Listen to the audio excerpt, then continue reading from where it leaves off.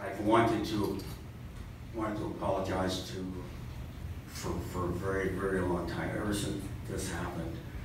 And I know that saying sorry doesn't really cut it. It just doesn't cut it. I tried bargaining with God and with Satan to try and turn the clock back, but it didn't happen. What happened to me at that time in my life is I had turned my back on God and turned my back on my recovery as well. And I hurt people.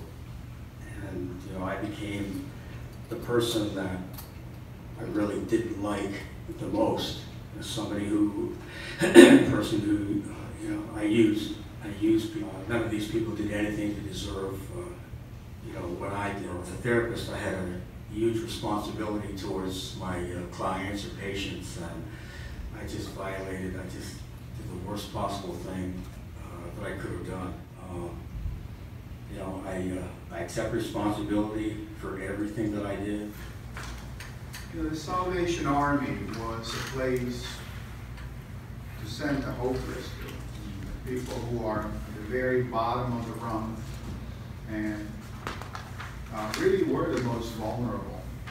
They really are. And you were the sort of hope they were looking for, that they could overcome their flaws and problems and addictions and many things that come with drug usage. And they have to place their trust in you. And you breach that trust. You breach that trust in the worst kind of way. In essence, you extorted sex out of a vulnerable human being.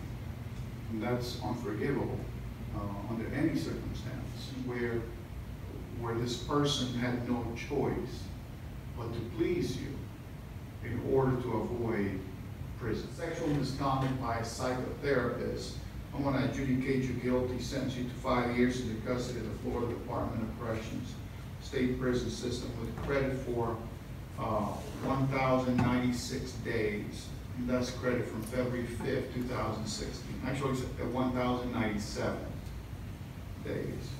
On count 1, which is a first-degree felony sexual battery under special circumstances, I'm going to adjudicate you guilty, sentence you to 20 years in the custody of the Florida Department of Corrections State Prison System to be a sexual predator and designate you as such, as a sexual predator.